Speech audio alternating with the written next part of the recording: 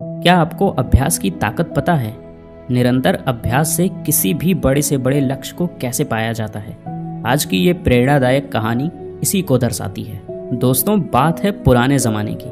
तब ना स्कूल होते थे और ना ही किताबों से भरी अलमारियाँ। बच्चे अपनी पढ़ाई के लिए गुरुकुल जाया करते थे। वहाँ बच्चे गुरु जी के आश्रम में रहते, रोज़मर्रा के काम करते, गाय चराते, लकड़ियाँ बटोरते और साथ ही पढ़ाई भी किया करते थे।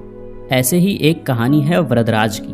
वरदराज भी अपने गांव से गुरुकुल भेजा गया, जैसे बाकी बच्चे जाते थे। वो भी वहां पहुंचकर अपने बाकी साथियों में घुल मिल गया। सब साथ खेलते खाते, आश्रम का काम करते। लेकिन एक ही जगह थी जहां वरदराज अपने दोस्तों से बहुत पीछे था, और वो थी पढ़ाई। गुरुजी जो भी पढ़ाते वरदराज की समझ में बहुत कम आता। अक्षर, श्लोक, अर्थ सब कुछ उसके लिए उलझे धागों जैसा था। गुरुजी समझाते समझाते थक जाते, मगर वरदराज के सिर पर तो मानो बात ही नहीं चढ़ती। धीरे धीरे उसकी हालत ऐसी हो गई कि आश्रम के बच्चे उसे ताने मारने लगे। कोई उसे मंदबुद्धि कहता, कोई कहता तू तो कभी कुछ नहीं सीख पाएगा। वक्त बीतता गया, साल खत्म हुआ। उसके सारे साथी अगली कक्षा में चले गए, लेकिन वरदराज वहीं का वहीं रह गया, अकेला, उदास और टूटा हुआ। आखिरकार एक दिन गुरु जी ने भी हार मान ली। उन्होंने वरदराज को बुलाया और कहा, बेटा वरदराज, मैंने हर तरह से कोशिश कर ली, पर लगता है विद्या तुम्हारी किस्मत में नहीं है। तुम्हारा वक्त यहाँ बर्बाद हो रहा है। तुम घर चले जाओ और अपने माता पिता के काम में हाथ बटाओ, खेती बाड़ी करो, शायद वही तुम्हारे लिए सही रहेगा।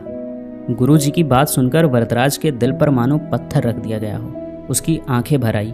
उसने सोचा, शायद गुरु जी ठीक ही कहते हैं, पढ़ाई तो मेरे बस की बात नहीं। वो भारी कदमों से अपने गांव की ओर चल पड़ा। दोपहर का वक्त था, सूरज सिर पर आग बरसा रहा था। वरदराज को बहुत प्यास लगी। वह चारों तरफ देखने लगा, कहीं पानी मिल जाए। तभी उसने देखा थोड़ी दूर पर कुछ औरतें कुएं से पानी खींच रही थी। वो जल्दी जल्दी वहां पहुंच गया। कुएं के पास उसने देखा कि पत्थरों पर गहरे निशान पड़े हुए थे। उसे बड़ा अचरज हुआ। उसने एक औरत से पूछा, माता जी, ये पत्थर पर इतने गहरे निशान कैसे पड़ गए? क्या किसी ने इन्हें तराशा है? औरत ने हंसते हुए कहा, नहीं बेटे, इन्हें किसी ने नहीं तराशा।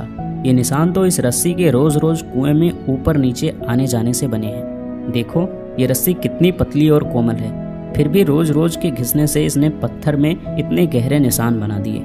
बस यही बात वरदराज के दिल में तीर की तरह जा लगी। उसने सोचा, जब कोमल सी रस्सी भी रोज रोज कोशिश करके ठोस पत्थर में निशान डाल सकती है, तो क्या मैं रोज रोज अभ्यास करके अपने दिमाग में विद्या नहीं भर सकता?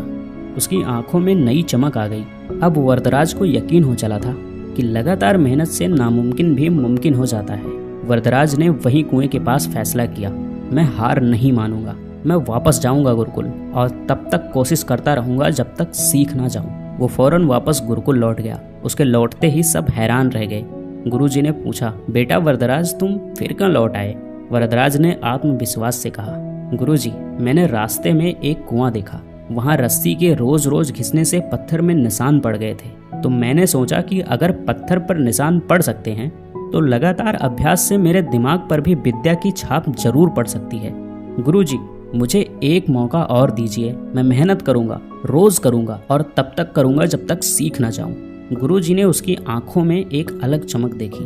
उन्होंने कहा, वरदराज, यही तो असली विद्यार्थी की पहचान है, हार ना मानना। चलो फिर से शुरुआत करते हैं। इसके बाद वरदराज ने दिन रात एक कर दिया। सवेरे सबसे पहले उठता, गुरुजी के पास बैठता, सवाल पूछता, रटता, समझता, फिर भी गलती होती फिर पूछता। उसके साथी पहले उसे मंदबुद्धि कहते थे, वही अब उनकी लगन देखकर दंग रह गए। धीरे धीरे वरदराज की पढ़ाई में पकड़ मजबूत होने लगी। उसे श्लोक याद होते चले गए, व्याकरण की गुत्थियां सुलझने लगी। कुछ ही सालों में वरदराज, जो एक वक्त मंदबुद्धि कहलाता था, इतना बड़ा विद्वान बन गया कि उसकी ख्याति दूर दूर तक फैल गई। उसने संस्कृत व्याकरण की महान किताबें लिखी, लघु सिद्धांत कौमुदी, मध्यम सिद्धांत कौमुदी, सार सिद्धांत कौमुदी और गीवाण पद मंजरी। आज भी विद्वान उनके नाम का आदर करते हैं। दोस्तों, वरदराज की कहानी हमें एक बहुत बड़ी बात सिखाती है, अभ्यास से बड़ा कोई चमत्कार नहीं। कभी मत सोचो कि तुम किसी चीज में कमजोर हो।